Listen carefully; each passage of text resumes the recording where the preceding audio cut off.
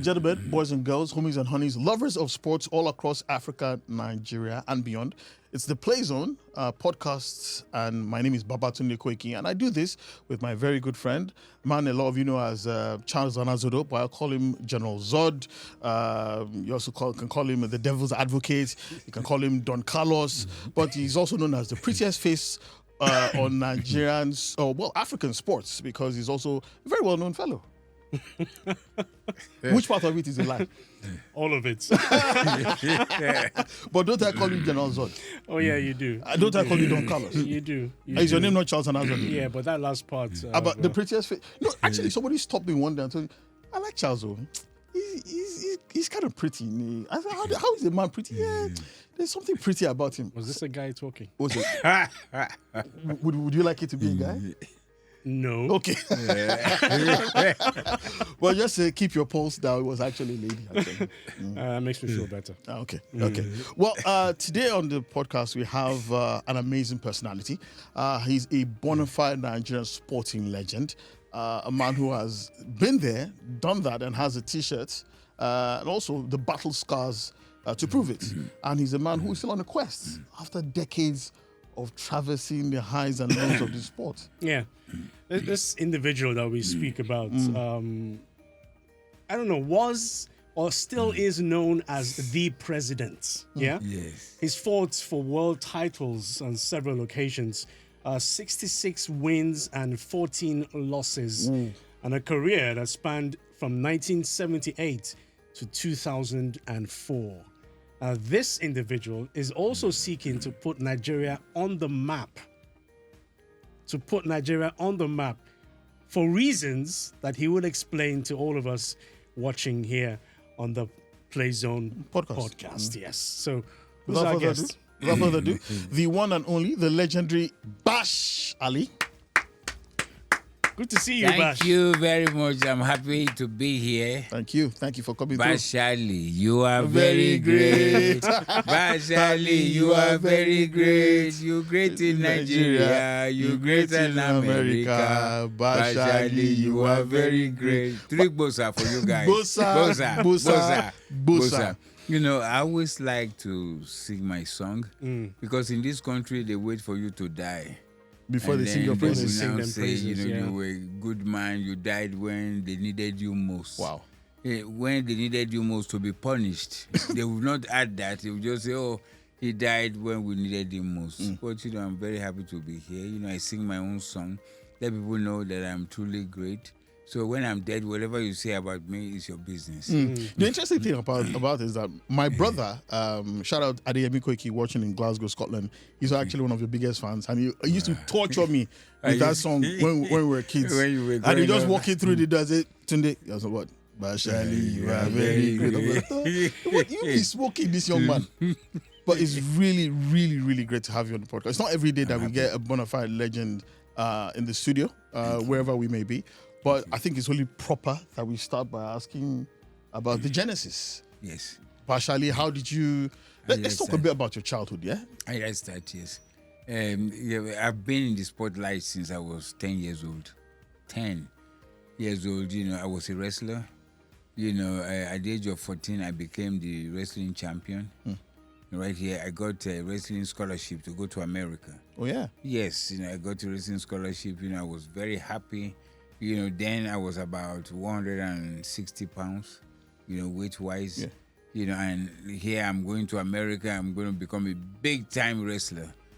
I go to America and saw men 6 feet, 7 feet, 400, 500 pounds. And here I am. I look just like a midget. Said, no, I cannot do this. So this was how I changed. I decided wrestling was not for me. So how did you make that switch from why boxing? I just decided to go to school. Because my plan was, I would start wrestling, I would make a lot of money, I would help my mom because, I came from a poor family. My father died when I was 6 years old, so I never really got to know him.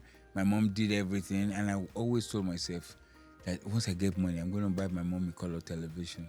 Always in my mind that I'm going to get some money, I'll buy a color television so she can be happy, because our neighbors then had color television. Where, we had black Lagos? and white. Right here in Lagos. Yeah, yes. where did you grow up in Lagos? Surulere. Okay. Yeah, Fred Iam Street. So I always said, I'm going to buy my mom a television. So the day I left, for America, the first thing on my mind is I must get that television. And then thinking I will make the money through, wrestling, but, they were too big. So I went to school, San Francisco Art Institute then. From then, I was looking for a job. Then I saw a big picture of Muhammad Ali. I'll never forget, big picture of Muhammad Ali. And I was wondering, what is Muhammad Ali's picture doing here? So I went inside, and there were two boxing rings, and they were boxers. So I just stood there, just daydreaming. I can be as famous as Muhammad Ali. I can make a lot of money. Just daydreaming. And one of the trainers came and tapped me. He said, are you a boxer? I said, yes. I said, good. He says, why don't you come and train with us? I said, okay. I said, he says I should come back tomorrow. I said, okay, so I did not look for work anymore. So I went back home and I was, shadow boxing in the mirror, But you'd never boxed before? Never boxed in my life. Did not know anything about boxing. The only thing I knew about boxing was Muhammad Ali. And then Joe Frazier, all these people, we read about, but nothing about anything. So I now went back the next day. I went there, they were happy. They're always looking for new discoveries. So I got there and the man says, okay, get inside the ring, So I got inside the ring with a guy called Woods. I will never forget. Woods, big heavyweight. Got inside, and he was hitting me and I was trying to hit him and I couldn't do anything. We were supposed to go 3 rounds. So in the end of the first round, he said, no, stop, come out. So I came out and said, what's wrong with you? You say, you're a boxer and you are fighting like this. I said, no, I never boxed before. I said, you never boxed before? Said, yes. He said, do you know what? You have a big heart. Because for you to keep taking punches and did not go back, and I was trying my best to hit him, said, I'll teach you how to fight. I said, okay. So this was how history started. Between 6 months, I never fought as an amateur. Never went to the regionals, never went to the Olympics, nothing. 6 months, I got my license and started professional box. So you never fought as an amateur? Only boxer. No golden gloves. No. Which zero. City, which city was this? By the Zero. way? California. Oakland, California. Okay. Yes. Never fought anywhere. My very first fight was for money. And since then I never looked back. I went on to become the California champion, United States Boxing Association, North America Boxing Federation, World Boxing Council International twice, World Boxing Federation champion. I never fought as an amateur. I'm the only boxer in the world who can say I became a champ without fighting as an amateur. Before you got to America, Bash, just for the benefit of those who also have lofty dreams, ambitions like you, yes, what was it like stepping into the first world?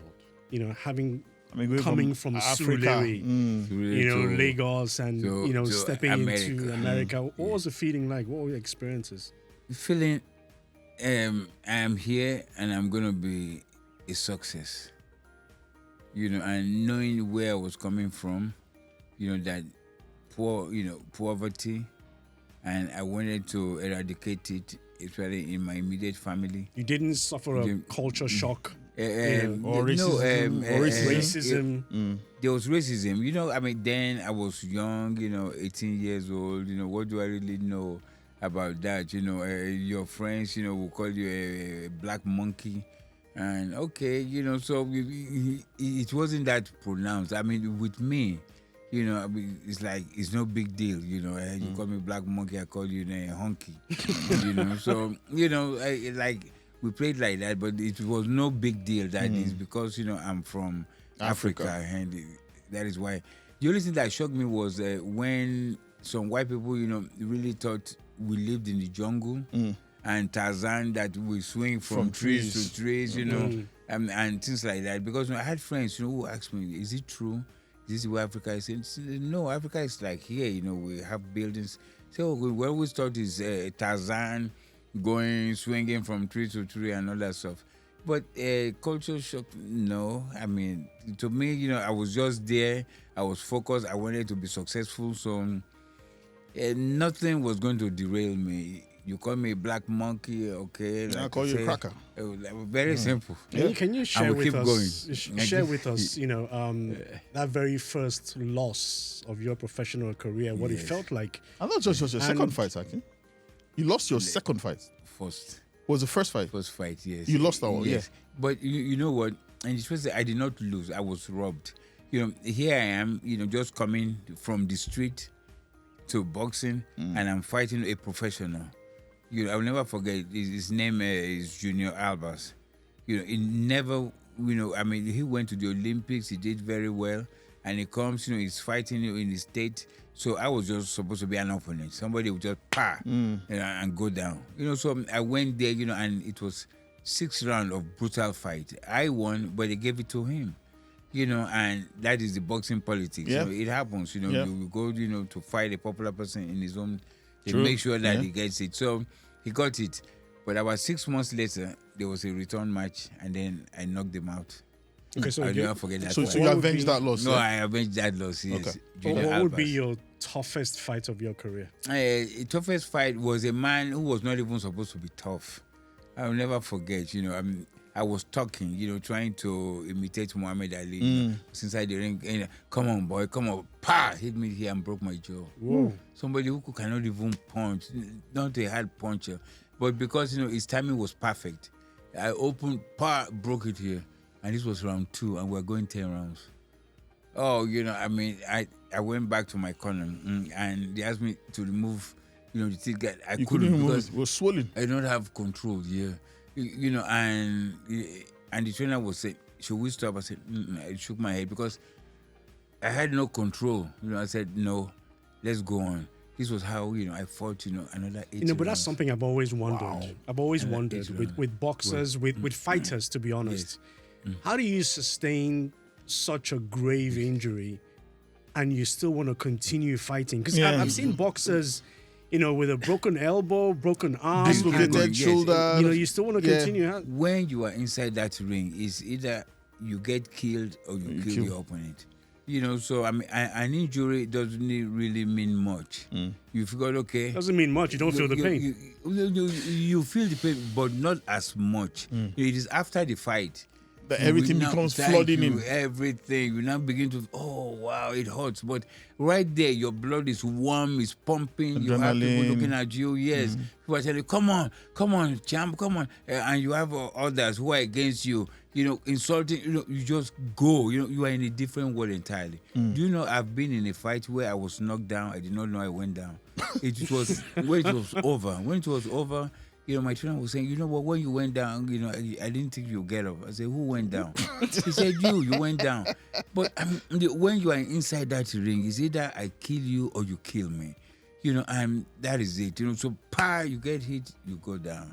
And it's like, where am I? The referee is counting, and then you don't even know where you are. Because your mind is a dangerous business. Right here with us. It's a dangerous business. Here with us is your boxing glove. Yes. Yeah? This one is actually autographed. Actually, yes. It feels. It feels soft. Yeah. Yeah. So, how does this put a grown man? Knock you out. How does this put a grown man down? So these are 10-ounce gloves. Yes. Right? Yeah. So these are actually the fighting gloves. Yes. Proper fighting gloves. Yes, proper fighting gloves. Yeah, but it's padded. All this does Trust me. is to protect your knuckle. That's all. To protect it from breaking. That is all it does. Once you put in your hand, it becomes like a stone. Exactly. When you throw, you throw with your body.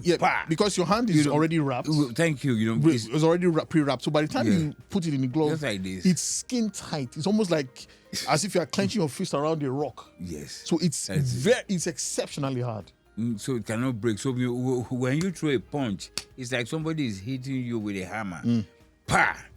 We come back, and that's why you see people get hit and you just lose your equilibrium. You don't know where you are, and you go down. So do you remember the name of the guy who actually broke your jaw? Yes, Terrell Williams. I will never forget. Like I said, this was supposed to be an easy fight for me.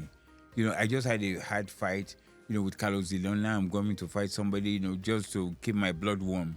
And then that was the hardest fight. My jaw broken, because I was talking nonsense. So, but there are those who say that probably your hardest fight was that WBO clash against Rafujigani in Germany. It was the easiest because I went there. They saw me as this old man coming here. This boy is going to bounce him around and knock him out. But they were shocked. I came in. Go back and watch that fight. For every one punch he hit me with, I hit him back with 10. What was the age difference? I was toying with him. Then I was 17 years older than him. 17 years older. I could have been his father. You know, so I mean, it was a fight where I took control from round 1 till the end. Even at the end of the fight, the Germans, were chanting, Ali, Ali, as racists are there, for them to be on my side. But unfortunately, when they announced the fight, they were all upset. They were throwing things inside the ring and stuff like that. But that was the robbery of the year. And then, we now asked for a return match, and he never gave it to me. No, they don't. Okay. Was it coincidental? Because you speak about walking and seeing a picture of Muhammad Ali. Yes. And that sort of, led to your career as a boxer. Yes. Is it coincidental that your name is Bash Ali? Or is there something in there that we need to understand? Yeah. So maybe you should, let's start about, is your name Bash Ali or is it a shortened version? Bashiru Ali. So when I started boxing, they just made it Bash. So your last name is Ali? Ali, from when I was born till now. So where exactly are you from? Muhammad Ali was the one who changed. Muhammad Ali was Cassius Clay. Yeah, true. So he now came to me and adopted Ali. No, but Ali was before you. Yes. Yeah. No, but I'm the original Ali, right? He was Cassius Clay. Cassius Clay, true. And he became he has Ali. a point, to be honest. He has a point. I mean, who? I'm the first Ali. I need to ask you. He came in. I need to ask you this question, because I also work around boxers as well. I manage a professional boxer. Yes. And one of the things I find quite strange is how do you get into a ring with your fellow man and psych yourself up doing that? I might have to kill this man in order to win this.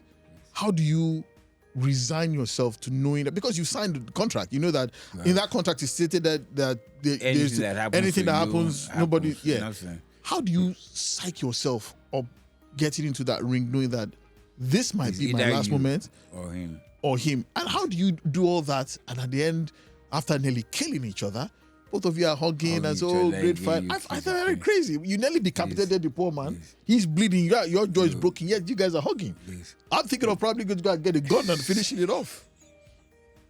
It is. Sometimes I sit down, and I wonder how do I do it, because I'm the type who is soft, and I don't want anybody. Soft. Yeah, I'm very soft. I don't want. Yes, I'm very soft. I don't want anybody to be hurt or to be injured. And you chose the wrong profession to be soft, though. Yeah, but I do it because it's a job.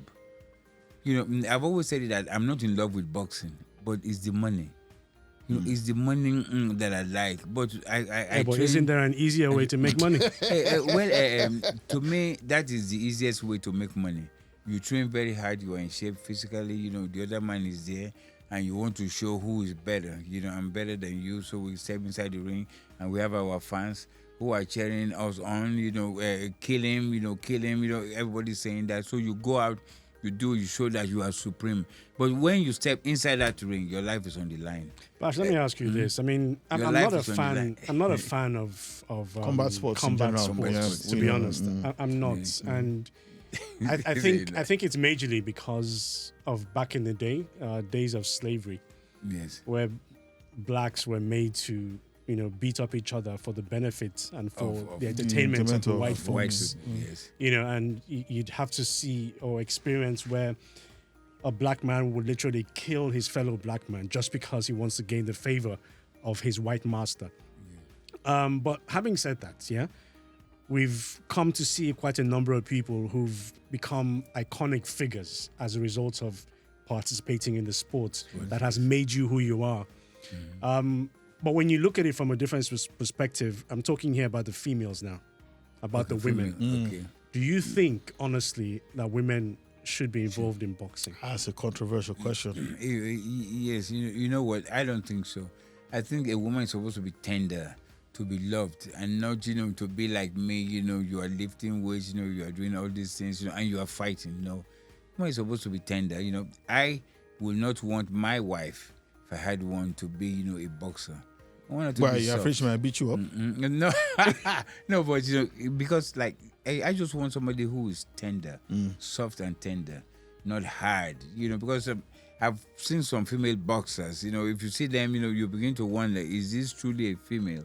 Because they have trained supremely, no body fat, look like very muscular, absolutely no fat. Tough. And but I get what Charles is asking. It's not a turn on. I want somebody who is soft, tender. But a lot of women now are taking to self-defense. To self-defense is different. It's different. Yeah, self-defense is so different. You don't mind that? No, I don't mind. You're saying for professionally, you have a problem with that. Professionally, there is a problem. I won't mind teaching my wife, how to protect yourself. Go here, do this, and all that stuff. But for you to do it, for business, to earn a livelihood, I just think let's leave it for the men. Let the men do that. And you be at home, soft, tender, and sweet. Since we are talking about women now, you mentioned your wife. No, I said if I had if you had a wife. I don't have a wife. Okay. Oh, you don't have a wife? No, I don't have a wife. Why? At the moment? No, I never had a wife because I feel if you have a wife... Bash, hang on, Bash, hang on. If you have a wife... hang on, Bash. Yes, hang on, I never had a wife. You're almost 70. Almost 70, yes. You've seen the highs and the lows of life. Everything. As a boxer, as a world champion, a former world champion, being around women, you've been around the very finest, the very best of it. Because that's one of the that's one of the perks of being a heavyweight or a boxer. Being a champion, everybody wants to be beside you. The you. women, we're talking about supermodels. Yeah, I mean high class women because they like that. They're attracted to the violence kind of. So like, is it that you the macho-ness? Yeah, exactly. Bash, is it that you never married or you got married and you're divorced? Or you were never interested in marriage? Never truly interested. Why? I'll tell you this. I've always wished I was never born. What? Yes, I always told my mom, we'll sit down, we'll be chatting. I said, Mommy, I wish I was never born. She said, why? I said, because I'm going to die. He said, yes, we're all going to die. I said, but, I'm going to die, and we're in a struggle, And she said, well, that is life, I said, no. And she said, well, if I was not born, that she would have suffered. I said, so you brought me to this world to take care of you. And then, we will laugh and stuff like that, And sometimes, we will sit down and talk. Because my mom was very close to me. And we talk about God. And he said, do you really believe there's a God? He said, yes, there's a God. Why? Because my mom is turned to Muslim. She prays all the time. He said, yeah, there's a God. I said, but if there's a God, why do all these things happen? All these bad things, will happen. You see bad people excelling. The good ones are not excelling, all this stuff. He said, but there is a God. That's the way God has written. I said, well, if God wrote it this way, God is wicked. Because how can you say a bad Bashali, wicked man, and I'm excelling? And here you are, nice. Nothing works out for you. He said, but that's life. So we always went through that. And I figured if I get married, the first thing is that you want to have a baby. And I don't want to contribute, because by contributing means that I'm not true to what I say. I have a child. Okay, from when you have a child, that child can come out with 1 million diseases. From the hair on your head, cancer, all the way down. So you don't have kids? And then I don't have any kids, don't have any wife. I'm just on my own. And you don't have any kids you're aware of? Wow. Or you don't have any kids at all? I mean, there might be one stray bullet somewhere. No. One moment of indiscretion. I made sure that you can account for every bullet. Every bullet I shoot. Okay. I know, So I just don't believe in this life. So Bash, is it that you it's don't? a wicked world. Bash, is it that you don't like women? Or no, I love women. No, I love women. Look, I love women, but what I'm saying is that if I marry you, you want to have a child. And I don't want to. But not every woman wants to have a child. There are some women who.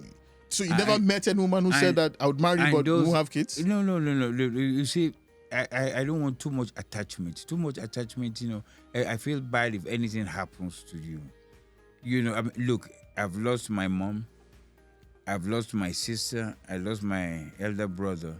So it is just me. So source of grief are limited. But isn't that a problem in itself, Bash? Because if you're saying that it's just you, just left, you, hang on, aren't you concerned about carrying on your legacy? Exactly. Don't you want to leave a little bash somewhere?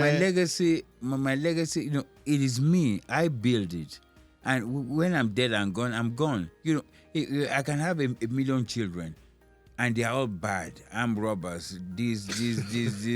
They are not even, in line. No. But that is the truth. Because my son may not even think of boxing. My son may hate boxing. And your son could also be a president of Nigeria. He could also be a pilot. He could also be the person who find the cure to cancer. But he's still going to die. But what about those who are going to say that maybe you are running away from responsibility? No. You didn't want to be responsible for yourself. You didn't want to be responsible for another person.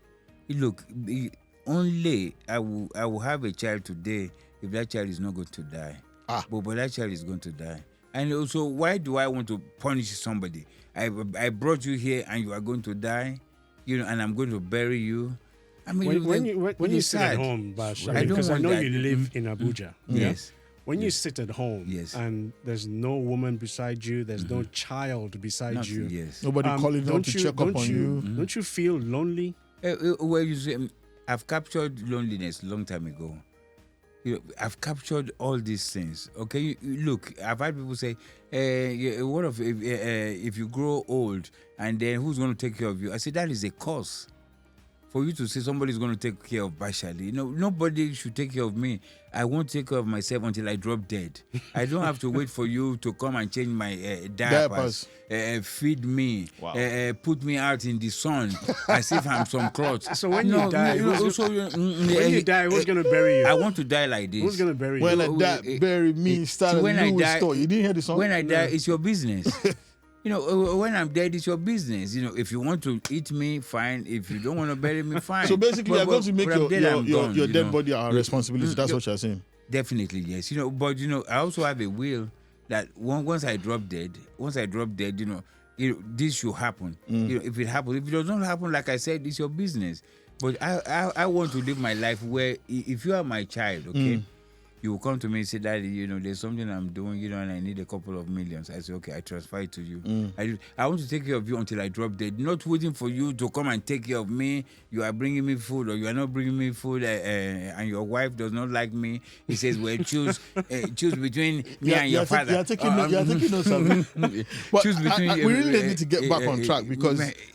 we are on track. Yeah. This is a part of the specialty that nobody knows. This is a so we are on track. You are right. It's a major sidetrack. This is what most people don't know. And some people have accused me, of not being able to be with a woman. They say, oh, you know what? He has sacrificed his manhood for strength. We've heard that. But have you heard talk that you are even gay? I've heard that before. People have said all kinds of things, but and it doesn't bother you? Nothing bothers me as long as you don't touch me. You can say anything you want to say, but say it from the proper distance. You insult Bashali, okay, you are down there, okay, but you insult me close to me. When your joy is within reach of a left hook. Say it from the proper distance, but you see, look, like I said, I wish I was never born, but I'm born. So I'm going to make the best of my situation, but I'm not going to contribute. I'm not going to bring a child to this world. No, because that child, like I said, would die. I don't want anybody to say Bashali brought me here and I'm dead. Controversial takes. Okay, but let's talk about the attempt at the Guinness World Record. It's been something that you've been campaigning about for a long time now. 19 years. And there's been so much talk about this and that, that you've written to the Senate, you've written to the president. There was talk that you went to former minister's office and assaulted him. Some people said you are threatening to throw him down from the 4th floor. We never know which one is fact or fiction when it comes to Bashali. But everything. But why? Everything you hear is what? Truth. What do you plan to achieve by this? I mean, what I want to do is that look. In 2006, I had the opportunity to rewrite boxing history in America. I said no. I want to do it here in Nigeria. Every Guinness World Record is held in America. George Foreman, Joe Frazier, Muhammad Ali, Eni Shavers, Bernard Hopkins, everybody set it in America. Now that it's Bashali's turn, I said, let me go home and set it in my own country. And it seemed like that's the biggest mistake I ever made in my life. Want to do something great in Nigeria. I came here, then we started. The first inauguration was on November 9, 2006. Over 19 years of pursuing a dream. And since then, I never gave up. I just said, we must do this fight here. If I cooperated with the criminals, along the way, I would have had this fight long time ago and had many more. No, you said criminals. Were you involved with the underworld or something? I don't understand.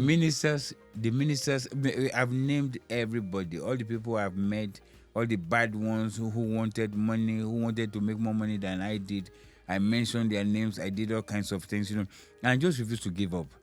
And this is a system in Nigeria. And it's not just in boxing. It's in every department. If you look at ASU said they had an agreement since 2009. Up till now, it's not implemented. Only when there's a strike. When there's a strike, then government will come and sit down. Okay, you look at the doctors. Doctors said, they've had an agreement since so and so. Nothing happens unless there's a strike. And Bashali, because I'm one man, I've not been able to really get the attention I'm supposed to get. But, I never gave up. I keep pushing. And now, it must happen. It has to happen in this country. I've put in all my life. I've not earned a kobo. Since 2009, I've not made a kobo in my life. My last offer was 75 million euros to fight either in Germany, Dubai, or Saudi Arabia. I said, no. I want to fight in my country, Nigeria. Bash, 19 years ago, yes. This dream of yours, yes, for many people would have been realistic. Yes. But 19 years down the line, you're almost 70. Yes, almost 70. A lot of people would say this is foolhardy. That dream is and how do you get the sanction or permission of the boxing board to engage in such a fight? To sanction the fight? Yeah. As I'm talking to you now, I have about 4 boxing buddies who want to come in with special belt, because they want to be part of boxing history. And apart from that, I, Bashiru Ali, am the sole owner of the World Boxing Federation. The sole owner.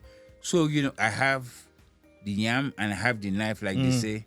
I will sanction my own fight. I don't even need anybody. Is that possible? I mean, yes. You can't sanction a fight in Nigeria without the input of the Nigerian boxing. No. The NBBFC. No. The approval is Nigeria Boxing Board of Control. Yeah. To sanction a fight, to say that we give this the stamp of a world championship. So that will be from the WBF. I have the power. Thank you very much. Yeah. I have the power to do that. So and apart from that, but do you have the approval? The world. The approval is king. I am the king. No, you need the approval from the NBBFC. Do you have that? They are dying to be part of boxing history. Who will not want to be part of boxing history? You said 70 now, okay?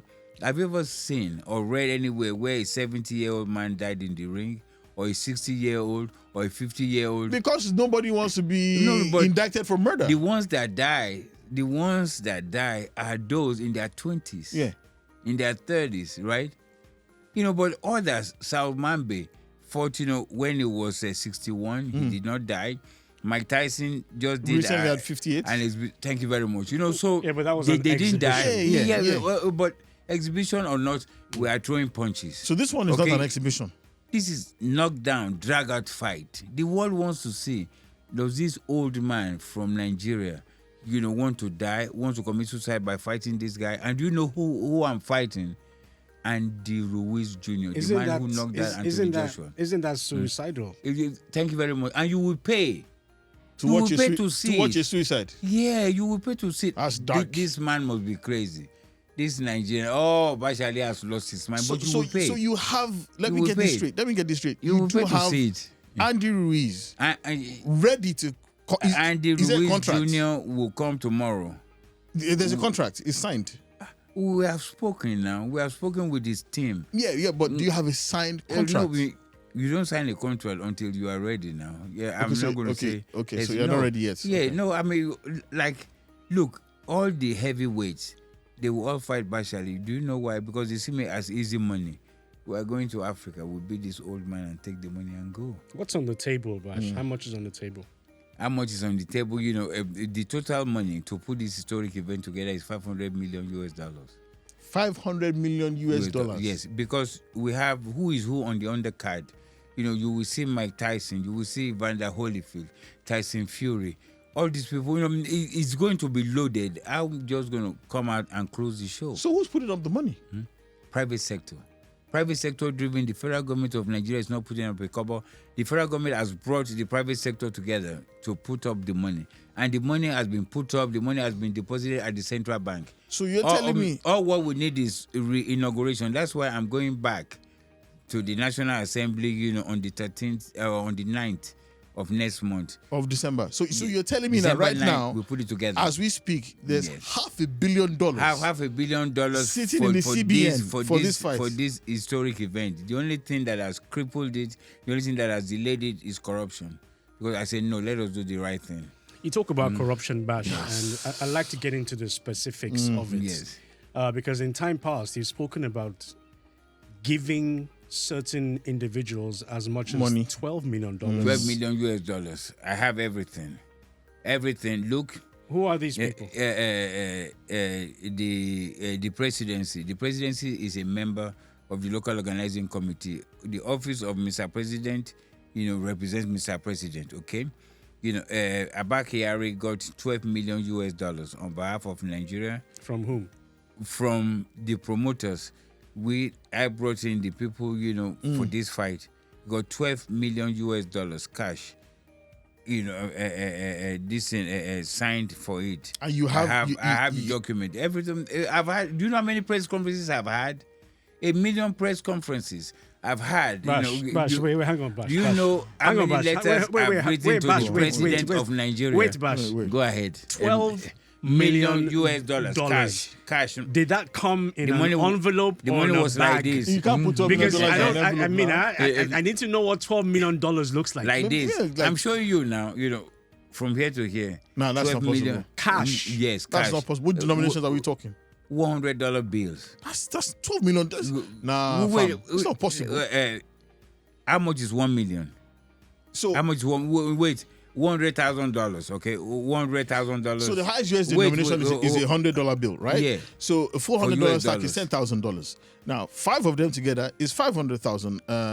$500,000. Yes, $500,000. And you're talking $12 million. $12 million. $12 million like this. So if you're saying this together, that's like that's just $1 million I'm holding. No. Wait.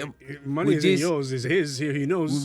With this like this, $12 million is not bigger than this.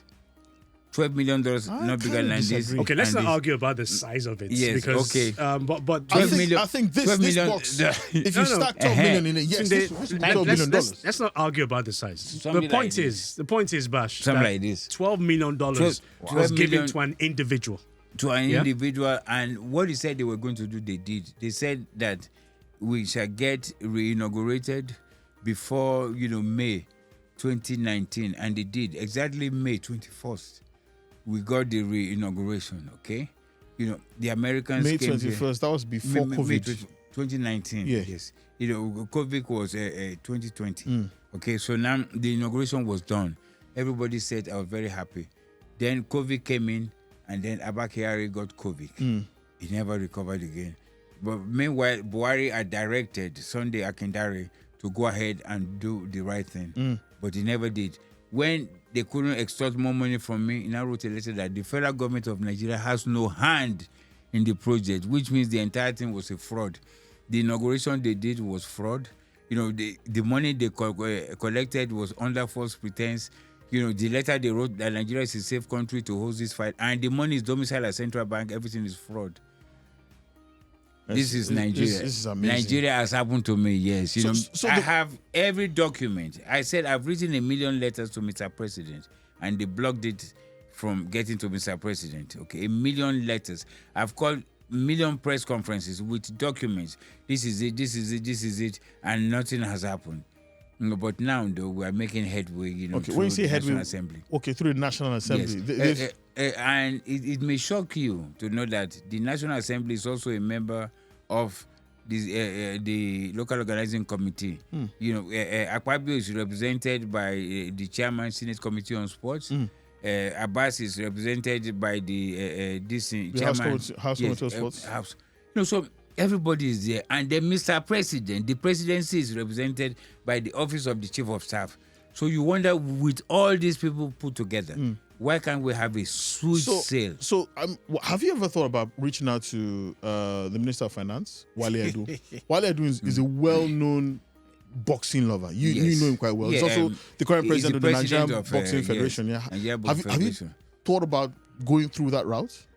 You see, I wrote a letter to President Tinubu, and I told him, I said, 90% of the people in your cabinet do not want you to succeed. And I mean it. And when we meet again tomorrow, I'll tell him, okay, Wale knows about this issue. Dele Alake knows about this issue. Okay? Festus Kiyamo knows about this issue. I mean, all the key players know about this issue. I'm mentioning their names now. All of them. I will show you text exchange. They will say, okay, let's meet tomorrow. Tomorrow, let's meet tomorrow. Tomorrow, let's meet tomorrow. It is just, a continuous game. But Bash, all of these people you mentioned, they all know about this. These are all government officials. Yes, government officials. You've said that all of this is backed by the private sector. Yes, thank you. So for the benefit of those who are watching now, why then do you need the federal government? Because the federal government of Nigeria brought the private sector together. Okay, so now the private sector says, you know what, if we go ahead, after, this man had said, government has no hand in it, it will seem like they are playing games. So let the same government bring us back. This is all. You just to reconstitute the local organizing committee. And the same Sunday Dare who said government has no hand in it said no, he did not say so. So why is it? He denied it. You need a government guarantee. He denied to host the Africa Cup of Nations. You need to give a government guarantee to CAF. Government you need a government guarantee for FIFA to host the FIFA World Cup as well. But if the government is frustrating your efforts so much, why is it so difficult to convince the same people of the benefits of having such a fight in the country? But like I said, these are people controlled by government. These are banks, Nexim Bank, Bank of Industry, National Lottery Trust Fund. Okay, these are people that government mandated to go ahead and put this thing together. Okay, government mandated them to do it. As the Nigerian Export-Import Bank, yes, Bank of Industry, National Lottery Trust Fund. Okay, and government said galvanize all sources of funding. So they also brought in different people to complete the money. Okay, I went to them on my own. Let us do this, okay? And they said, no, instead of giving you a credit facility, let us do it as sponsors. They mooted the idea. I did not want to do anything, with the government sector regarding money, but they mooted the idea. I have everything. I'm telling you, I have the letters. It's not just talk. I have everything. They say, let's do it this way. I say, okay, let's go. And then, like I said, if it's not because of corruption, look, we have unnecessary problems in this country. Look at Saudi Arabia. Saudi Arabia just started promoting sports. Now they have taken over. And one of the principal actors that's making money for them is our own brother, Anthony Joshua. Why can't Anthony Joshua do it here? Now that you mentioned Anthony Joshua, I think it's only proper to probably talk international boxing right now. How pressed for time. What do you think of Anthony Joshua? And maybe all these other Nigerians who are probably born outside the country, but now find, affinity with Nigeria. Moses Itama, for example, the next big boxing prospect in heavyweight boxing. His father is originally from Akwa Ibom State. His mother's from Slovakia as well. What do you think of these upcoming heavyweights like Moses Itama and established heavyweights like Anthony Joshua? These people are not Nigerians, but we like to claim people God bless you. who are successful. Look. You want to reach over and shake his hand? He's expressing the same exact sentiment that I've been propagating for so long. On social media. Yes. They are not, so we just want to force them. This is our son. I've never seen any fight where Anthony Joshua had green flag, or the national anthem was sung before but he the has fight. a tattoo of Africa with Nigeria. Do you know how many Americans have African tattoos on their bodies? No, but do they have a Nigerian tattoo though? Come on, they can have it on his face. Nigeria tattooed into that African flag. So you don't think they're Nigerians? No, they're not. They're not Nigerians, So we try to force them. We try to claim them, whether they like it or not. You are this, but let Anthony Joshua come to Nigeria tomorrow and says he wants to do a fight here. It'll be sold out. It'll be sold out. I'm saying he will get government. This is what I'm saying. No, he will get government support. It'll be sold out. I said. You said he's not Nigerian, but we've seen videos of him on social media walking through the streets, driving on the streets, jogging on the streets, and he's been right here in Lagos. Tunde, Anthony Joshua fan club. We like to associate. We like to associate. Wait. He's getting love from Nigerians. I dare say if Anthony Joshua walks down the street and you walk down the street, at the same time, Joshua will get much more love than you. I'm willing to bet you $100 to one. That is 150,000 to one, right? Yeah. If Bashiru Ali stands here and we go to Ogun State, he's from Ogun State. Shagamu. We'll go to Ogun State. Okay. Bashiru Ali will be on the right. Anthony Joshua will be on the left. For every one person that says, "Is that Anthony Joshua?" 10 people will say, "Bashiru Ali, you are very great." In his own state, we go to Ogun State. Bashiru Ali is here and Joshua is here. I'm willing to take that bet. Let's walk. I'm willing to take that bet. Popularity contest. Yeah, to be honest, I think it's a sad commentary. This is an original, iconic figure. Bona fide. Thank you. A Nigerian in every sense of the word. Made here. Yeah. Thank you very much. In comparison to all of these individuals that you make a remark about. True. I would any day take Bashiru Ali over any of these boxers that you make mention of. You've made that very clear. But Bash, this dream of yours, Yes. At what point does it get to die? It will never die. As long as I'm alive, it will never die. And see him quoting Game of Thrones. What is dead may never die.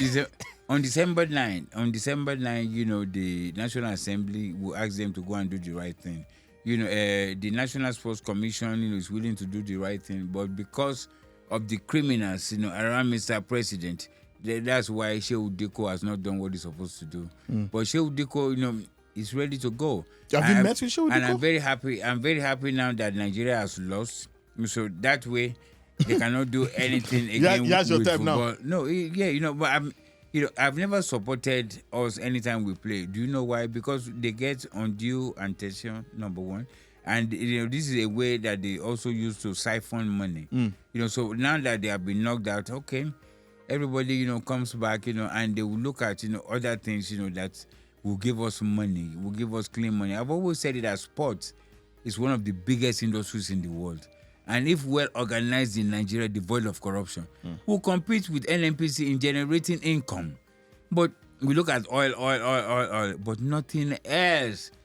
We must deviate. We must look at other things so we can begin to make money. Bash, you look at the Nigerian boxing scene, yes. And there's so many young people out there today who have no idea who you are, for whatever reason, But in today's boxing world, the one Nigerian, true Nigerian, and I say that, true Nigerian, Ife Ajagba.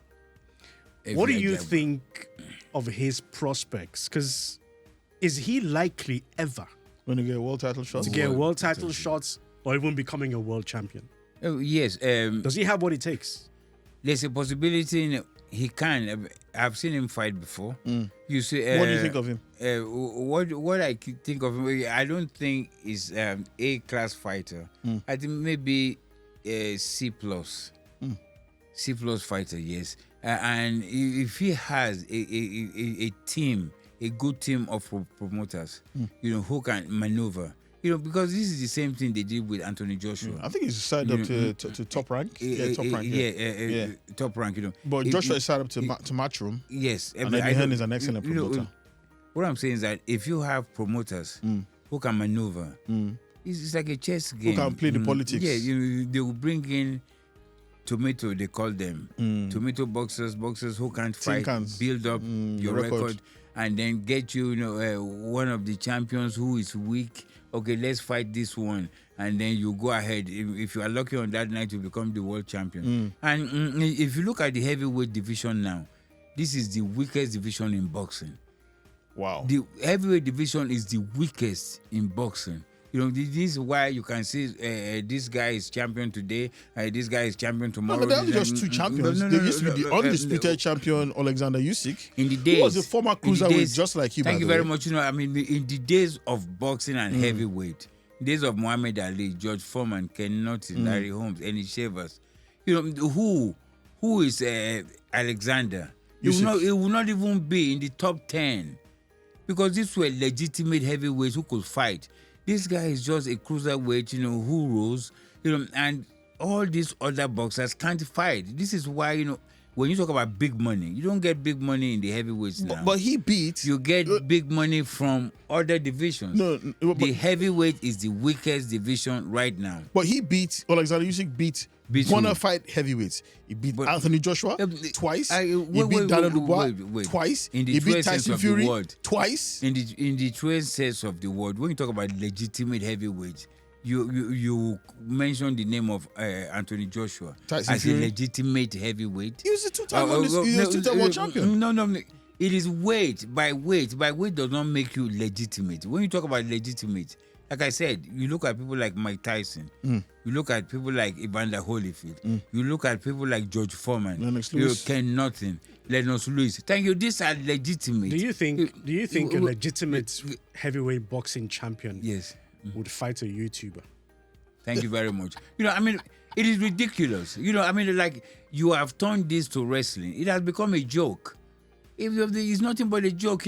I said, what are they doing? But sometimes you become frustrated, and somebody would dangle some money in your presence. Wait, hold on. Let me take it. Not just some money. We have it on good authority that these men are going to do a 50-50 split of $180 million. What is the purpose? No, are you saying that is not? Is that not insulting? Thank you very much. Is that not insulting in itself? Who is Jake Paul? Exactly. Okay, let me ask this How question. does a Jake Paul? Who is Jake Paul? Let the expert talk.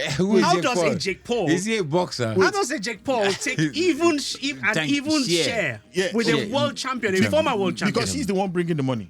Excuse you? He's the one bringing the money. But the question is, so why do you fight? Why do you fight? Because of the skin of his color. No. Why do you fight? I fight for money.